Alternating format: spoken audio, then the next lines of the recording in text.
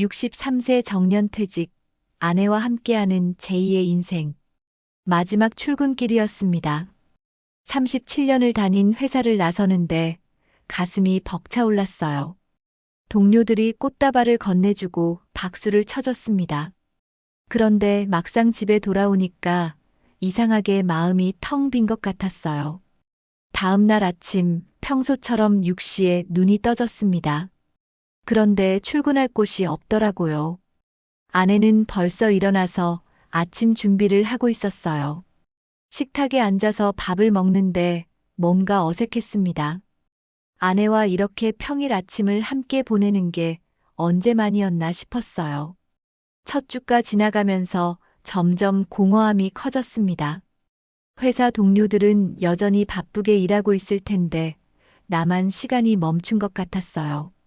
핸드폰을 들여다봐도 업무 메시지는 하나도 없고요. 내가 이렇게 쉽게 잊혀지는 존재였나 하는 생각이 들었습니다. 아내와의 시간도 생각보다 어려웠어요.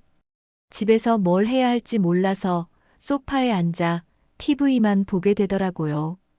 아내가 집안일 하는 모습을 보고 있으면 미안하면서도 뭘 어떻게 도와줘야 할지 모르겠고요.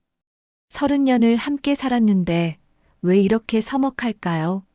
어느 날 거울을 보다가 깜짝 놀랐습니다. 거기 비친 내 얼굴이 낯설었어요. 회사원 김 과장도 아니고 김 부장도 아닌 그냥 60대 중반의 노인이 서 있더라고요. 나는 누구지? 이제 나는 뭘 하는 사람이지? 이런 질문들이 머릿속을 맴돌았습니다. 일주일째 되던 날 저녁, 아내와 마주 앉아 저녁을 먹다가 문득 이런 생각이 들었어요. 이대로는 안 되겠다고요. 정년퇴직이 끝이 아니라 새로운 시작이라고 하잖아요.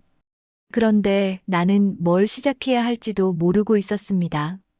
그날 밤 잠자리에 들기 전에 아내에게 조심스럽게 물어봤어요. 우리 이제 뭐 하고 살면 좋을까요? 아내는 잠깐 놀란 표정을 짓더니 조용히 웃었습니다. 그 웃음 속에 뭔가 희망 같은 게 보이는 것 같았어요. 다음 날부터 뭔가 달라져야겠다고 결심했습니다. 아내와 진짜 대화를 나눠보기로 했어요. 우리 인생의 제2막을 함께 그려보자고요. 혼자가 아니라 둘이서요. 주말 아침이었어요. 아내에게 커피를 한 잔 타서 건넸습니다. 이렇게 마주 앉아서 천천히 대화를 나눈 게 정말 오랜만이었어요. 어색하게 입을 열었습니다. 당신은 젊었을 때 뭐 하고 싶었어요?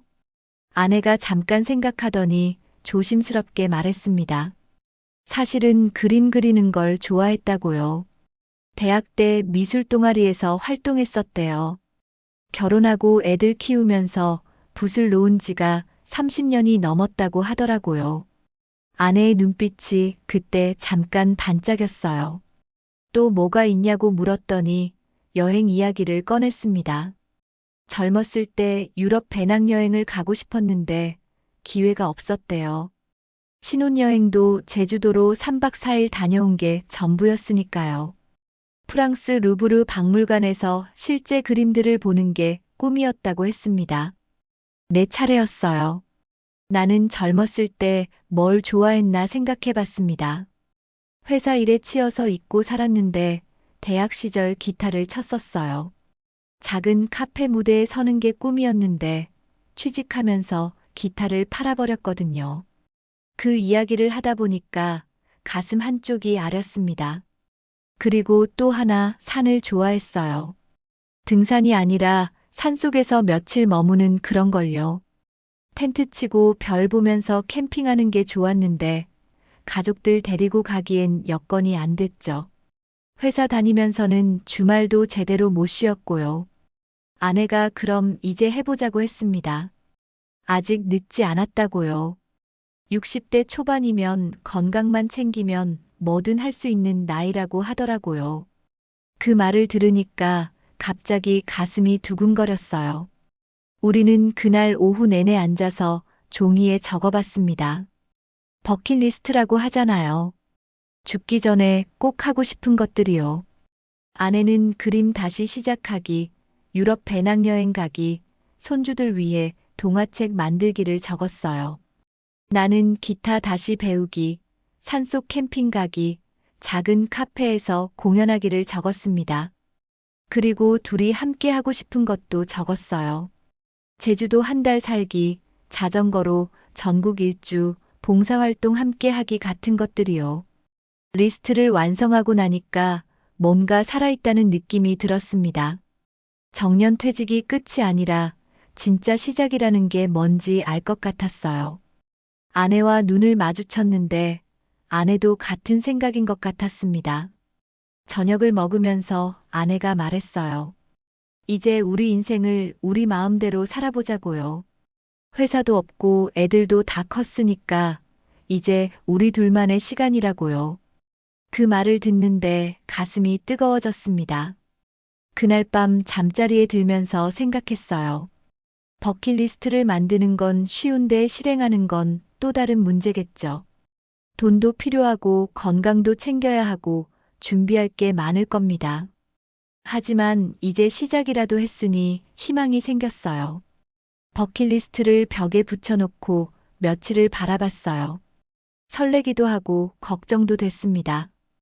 유럽 여행은 돈이 얼마나 들까요? 기타를 다시 배우려면 어디서 배워야 할까요? 건강은 괜찮을까요? 현실적인 질문들이 쏟아졌습니다. 제일 먼저 돈 문제를 따져봤어요. 아내와 함께 앉아서 통장을 다 꺼내봤습니다. 퇴직금이 있고 국민연금이 나오고 개인연금도 조금 있었어요. 집도 있으니까 주거 걱정은 없고요. 계산해 보니까 검소하게 살면 괜찮을 것 같았습니다. 하지만 버킷리스트를 실행하려면 별도 자금이 필요했어요. 여행 경비, 취미 활동비, 교육비 같은 것들이요. 그래서 지출 계획을 세웠습니다. 1년에 하나씩 큰 여행을 가고 나머지는 작은 취미 활동에 쓰기로 했어요. 아내가 좋은 아이디어를 냈습니다. 매달 버킷리스트 통장을 만들어서 10만 원씩 모으자고요. 1년이면 120만 원이고 2년이면 240만 원이니까 충분히 유럽 여행을 갈 수 있다고 했어요. 당장이 아니라 차근차근 준비하면 되는 거였습니다. 다음은 건강 문제였어요. 유튜브를 찾아보니까 60대 건강 관리에 대한 영상이 많더라고요. 근력 운동이 제일 중요하다고 하더군요. 근육이 줄면 노화가 빨리 온다고요. 동네 보건소에 가봤습니다. 거기서 무료로 건강 검진도 해주고 운동 프로그램도 알려주더라고요. 일주일에 3번 수영장에 가기로 했어요. 아내는 요가 교실에 등록했습니다. 운동을 시작하니까 몸이 가벼워지는 게 느껴졌어요. 식단도 바꿨습니다. 아내가 영양 공부를 좀 하더니 단백질을 늘리고 탄수화물을 줄였어요. 채소도 많이 먹게 되고요. 술은 일주일에 1번으로 줄였습니다. 한 달 지나니까 몸무게도 줄고 혈압도 좋아졌어요. 사회 활동도 시작했습니다. 집에만 있으면 우울해진다고 하잖아요. 동네 도서관에서 하는 인문학 강좌에 등록했어요. 거기서 같은 또래 사람들을 만나니까 이야기할 사람이 생겼습니다. 아내는 구청 문화센터에서 수채화 교실을 찾았어요. 30년 만에 다시 붓을 잡는다고 신나하더라고요.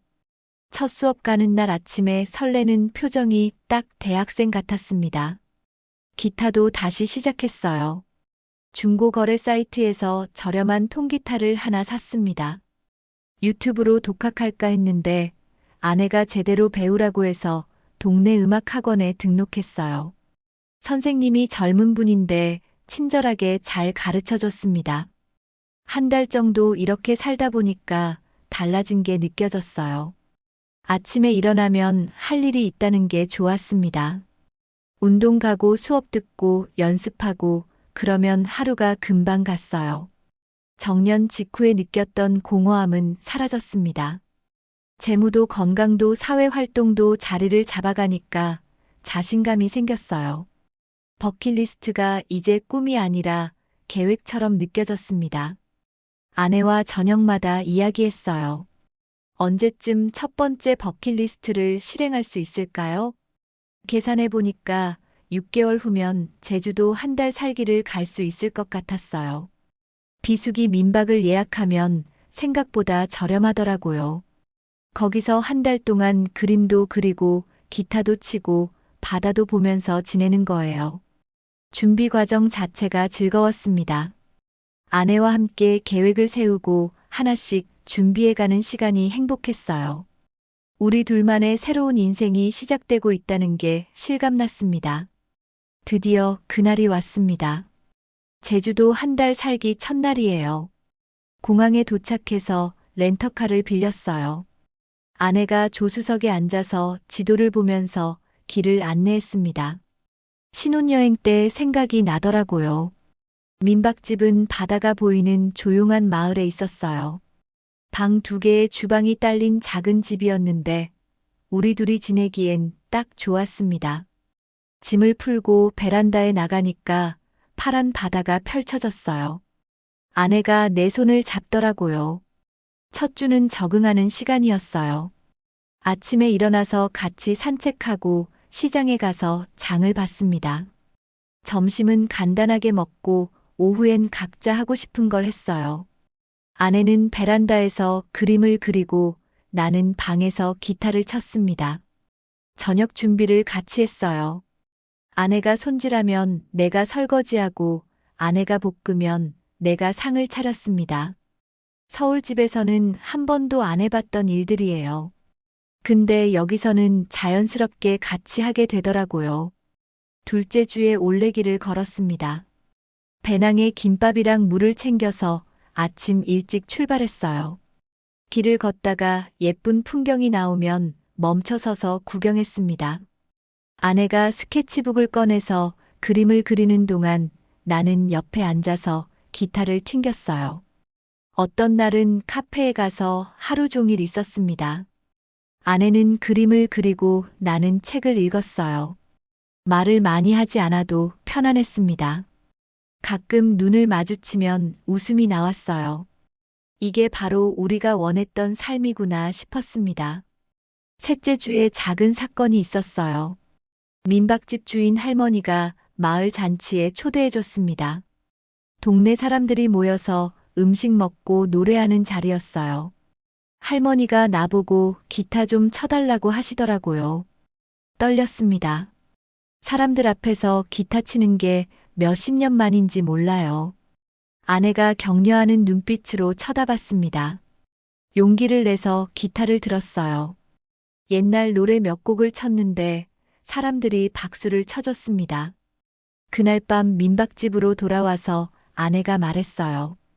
당신 기타 치는 모습이 정말 멋있었다고요. 젊었을 때보다 더 멋있었대요. 세월의 무게가 느껴져서 더 감동적이었다고 했습니다. 그 말을 듣는데 눈시울이 뜨거워졌어요. 마지막 주는 아쉬웠습니다. 벌써 한 달이 다 갔거든요. 하지만 동시에 뿌듯했어요. 우리가 계획했던 걸 해냈고 정말 좋은 시간을 보냈으니까요. 아내의 스케치북은 제주도 풍경으로 가득 찼고 나는 새로운 곡들을 연습할 수 있었습니다. 제주도를 떠나는 날 아침이었어요. 짐을 싸면서 아내에게 물었습니다. 다음엔 뭘 해볼까요? 아내가 웃으면서 말했어요. 뭐든 좋다고요. 당신이랑 함께하는 거면 다 좋다고요. 공항 가는 길에 둘이서 이야기했습니다. 제주도 한 달 살기가 끝이 아니라 시작이라고요. 다음엔 전국 일주를 해보자고요. 그 다음엔 유럽도 가보자고요. 우리에겐 아직 할 일이 많이 남아 있었습니다. 서울집에 돌아왔는데 집이 예전과 달라 보였어요. 더 따뜻하고 포근하게 느껴졌습니다. 정년 퇴직 후 처음 느꼈던 공허함은 완전히 사라졌어요. 이제는 설렘과 기대감으로 가득 찼습니다. 저녁을 먹으면서 아내와 눈을 마주쳤어요. 결혼하고 30년 동안 바쁘게만 살았습니다. 서로를 돌아볼 시간이 없었어요. 근데 이제야 제대로 서로를 보게 된 것 같았습니다. 제2의 인생이라는 게 거창한 게 아니었어요. 바로 이거였습니다. 아내와 함께 소소한 꿈을 이루고 작은 행복을 만들어가는 것이요. 60대의 새로운 연애 같은 거였습니다. 그날 밤 잠들기 전에 생각했어요. 정년퇴직이 끝이 아니라 선물이었다고요. 이제야 진짜 내 인생을 살 수 있는 시간을 받은 거였습니다. 아내와 함께요. 벽에 붙어 있는 버킷리스트를 봤습니다. 하나의 체크 표시를 했어요. 앞으로 해야 할 일들이 아직 많이 남아 있었습니다. 하지만 두렵지 않았어요. 아내가 옆에 있으니까요. 이 영상을 보시는 분들도 용기를 내보세요. 정년퇴직이 끝이 아닙니다. 오히려 새로운 시작이에요. 배우자와 함께 꿈을 꾸고 작은 것부터 실행해 보세요. 우리 인생의 제2막은 생각보다 훨씬 아름다울 수 있습니다. 좋아요와 구독, 알림 설정 부탁드립니다. 여러분의 제2의 인생을 응원합니다.